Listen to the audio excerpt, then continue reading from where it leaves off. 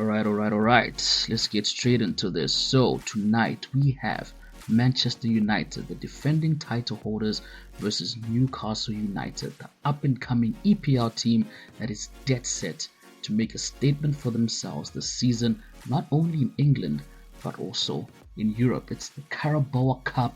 Ladies and gentlemen, welcome to another episode of the Glory Reds podcast. And I'm going to be doing the preview by myself of Manchester United versus Newcastle. Now, look, this is going to be a tough match. Definitely getting into this match with a lot of emotions. We haven't really been having the best of results. We recently just lost to our rivals in the Manchester derby this weekend. So I know emotions are high. I know tempers are all over the place. And right now, we can only hope and pray that we can come and salvage a result because, guys, don't forget, we met Newcastle in the final of this competition last season and we won it. So, Newcastle is definitely coming back for revenge. Like I said, they're up and coming in England, up and coming in Europe, and they're dead set to really put their mark down. And these guys are hungry, more hungry than I can say we are. Now, before I get into the nitty gritty of this preview, let me go over my predicted starting 11 for this match. Now, we have sort of seen a trend with Ten Hag, and I know as much as we want him to change his style of play, his formation, the players he's going to start, honestly, we can just expect, him to put out basically the same team that he's been putting out for the past previous fixtures. Now, I will say that I'm definitely going to see some changes in that back line. Against Manchester City, started Victor Lindelof, Harry Maguire, and Johnny Evans. When he was asked about it, he said that was a tactical thing that he made. It was a tactical decision.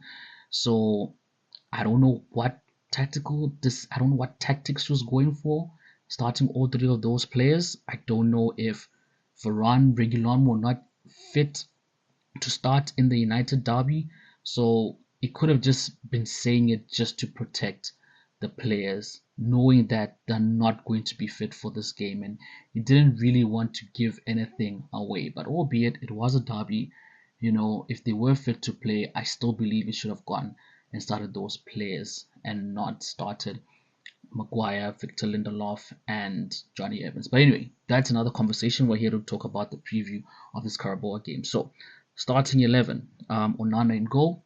I don't see him changing his keeper anytime soon. And to be honest, his performance has actually improved.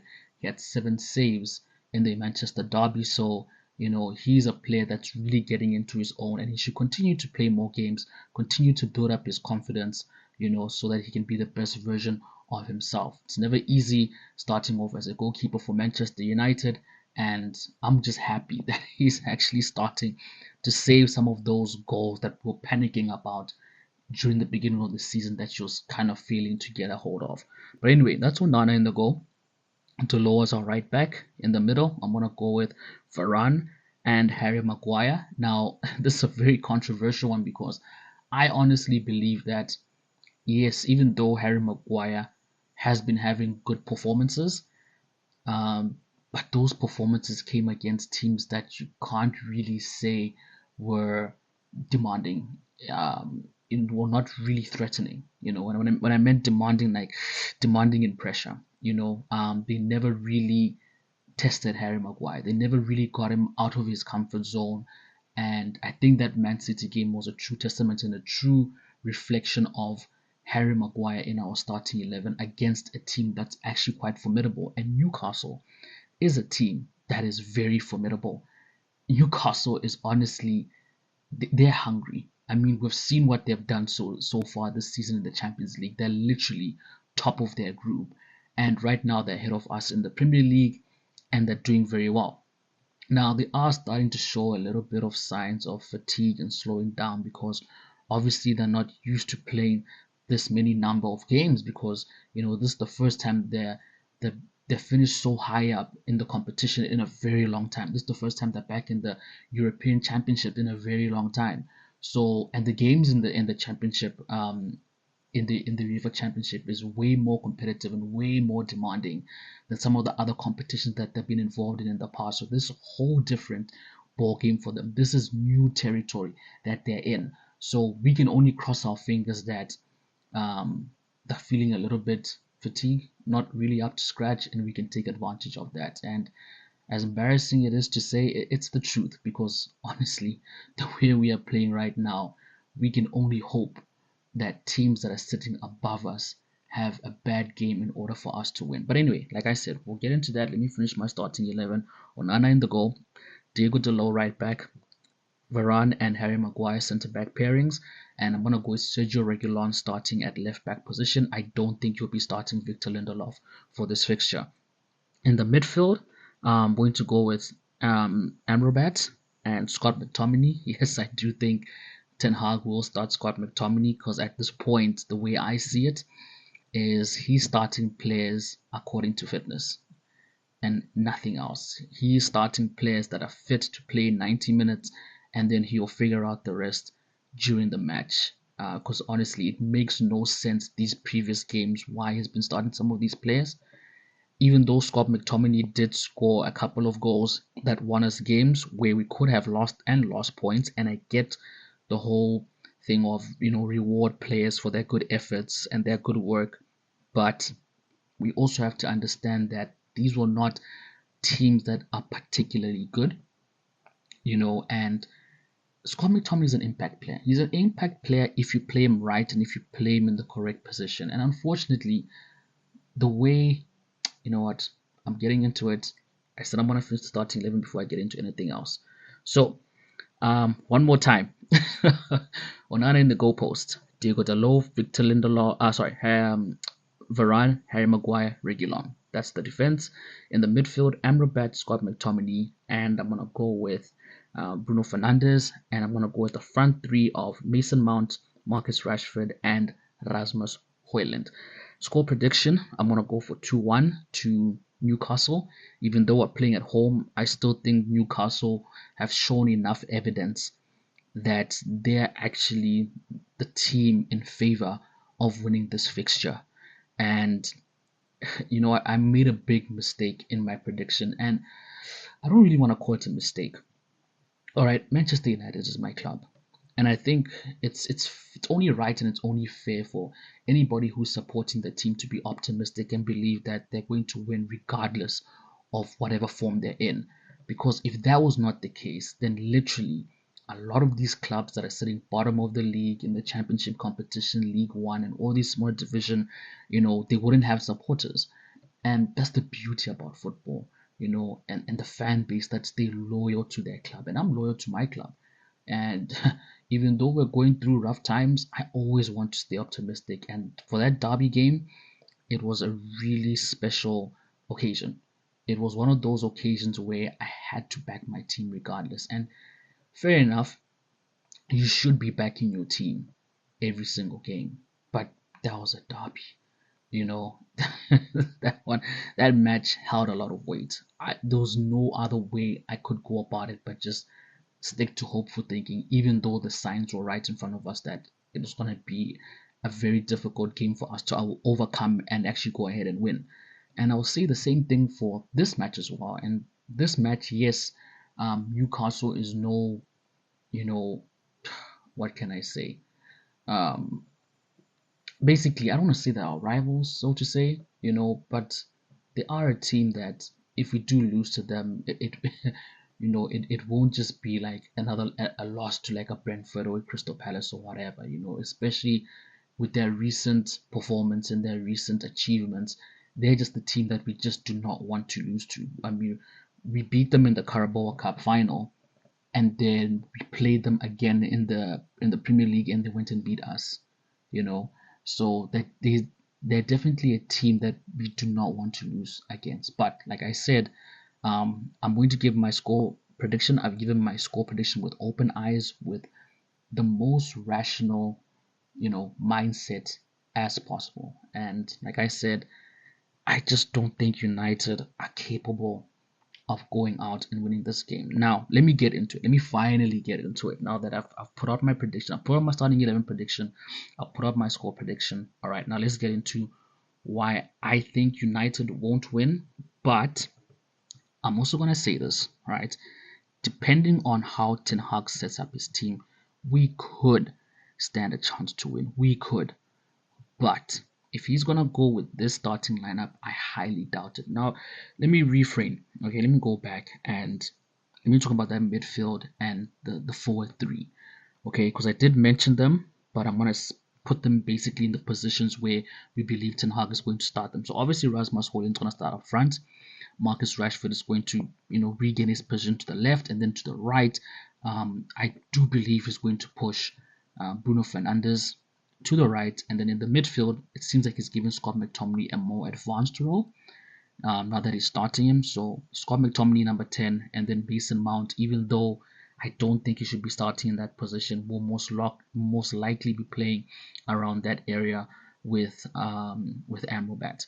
Now, and a lot of people think that he may start Christian Eriksen in that center defensive midfield position, but I highly doubt it because, like I said, it seems like he is playing players that are fit. And honestly, I haven't heard any news about Casemiro as yet about his injury, so I highly doubt that he's going to be featuring in this game. I'm not even sure if he was on the bench against Man City. Let me just quickly check and let me see if he was on the bench. I highly doubt it. But good news is Kobe Menu is now playing. He played actually in one of the fixtures recently, but for the I think under 21s or something like that. So he did play a game, but he was pulled off very early. It was, I think, in the second half, or he didn't start the second half, something like that. But there's signs that at least he's close to being match fit. And if that's the case, and he will be match fit,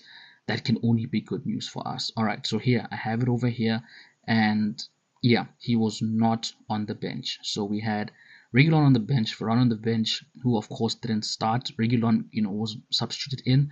Kobe Menu was on the bench. So like I said, Kobe Menu is a player that may feature for us, but with the current players that he insists on starting game after game after game, I just don't see us getting a result. I honestly don't.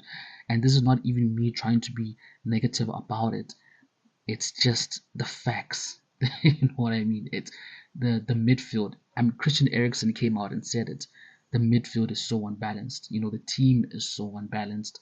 And this is not an excuse, but unfortunately, with the type of injuries that Manchester United have, Ten Hag just does not want to change his system according to the players that we have. And I think that ultimately is going to be his downfall. That ultimately has been his downfall in these fixtures, and it's going to continue being his downfall moving on if he's not going to try and switch things up. So Newcastle in the past 5 games in the Premier League have not lost. They have won 3 and they have drawn 2. Right, so you can say that pretty much in good form, nothing too hectic. We have won 3, lost 2, but obviously when you look at the games which we've won, it's teams that were supposed to be beating. Where I think Newcastle have had way more challenging fixtures leading up to this clash between us. Now they do have Isaac in their team that has been picking up good form for them this season. And if I'm not mistaken, he should have an injury, a slight injury. He may not be available for today's fixture. But with that being said, yeah, he has a groin injury expected back on the 25th of November. But with that being said, they still have Callum Wilson. Callum Wilson has been scoring goals and will continue scoring goals, and is not their only threat. There's Trippier coming in from the defense with the assists, with his assists from corner kicks, from set pieces. He's a really good asset for them. And at this point in time, he's obviously looking way fitter than Sergio Reguilon. And I don't know if Sergio Reguilon is going to be able to handle him when he comes charging down, the flanks, because it seems that with this current defense, we are struggling to shut down teams coming in from wide positions. it seems that's where a lot of teams are deciding to attack. United is coming wide, taking on our left backs, because as much as Diogo Dalot has improved, and some would say he's a better player than Aaron Wan-Bissaka, I don't think when it comes to defensive duties he's as good as keeping the offensive players from penetrating into our box or stop them from putting crosses into the box, because these teams are creating a lot of chances coming off wide positions. So that's really going to be a problem. Almiron is playing very well. Who else in that team is doing the things? We have Jacob as well, who has been playing very well for them. Bruno Gutierrez. Now, a lot of people say that, look, um, it may not be a priority match for Newcastle, so they may not start their strongest lineup, but I highly doubt it. I really think that Newcastle, especially against Man United, getting a win from us will mean so much to them, regardless of how United are right now. That we're not the team that we once were. We still sort of have that status. We still sort of have this thing that teams can brag about if they beat us. It's like a lot of the clubs take a lot of joy from beating Man United. And the thing is with Man United is that you just don't know when the team is going to turn up. So if we do decide to turn up and they come in lightly, then they're the ones who it's going to be to their dismay, because now we are going to get something over them and no team wants that. But at the same time, we could lose, and that obviously plays in the favor of them, because it's like, hey, we've beaten the mighty Man United, even though we're not mighty anymore, because we still think of ourselves in that way. It's just something special when teams can actually get a point off us. But anyway, so like I said, Newcastle, I don't believe are gonna hold back. I think they're going to go, balls to the wall. Burn has always been a problem for us. It's going to continue being a problem for us. I don't know if Anthony is going to manage to handle him, and that's why I haven't put him in my starting 11. Not to say that Bruno or any of those other players will do a better job, but I just think that they'll do a better job in terms of probably working their way around him. Whereas with Anthony, he tends to hold the ball a lot, which is not a problem. But that can easily see him in situations where Burn gets the ball off him and we end up losing possession, because he doesn't really try to take on players that often. And as big as Burn is, he's not a slouch. He's not slow at all. So he's definitely a player that can pose some problems for us. But yeah, like I said, if Eric Ten Hag continues with this player positioning and player choices that he's making, Scott McTominay, he's starting, but again, I just don't think playing him as a number 10 is the best thing to do, because Bruno plays well as a number 10. We get the best out of Bruno playing him as a number 10. So you play him out of position, it just doesn't help our situation. It doesn't. So look, guys, we say this over and over, and I honestly wish that every time we did these episodes, I had something new to say, but it just sort of feels like I've become a parrot. I sort of feel like the United community have just become parrots.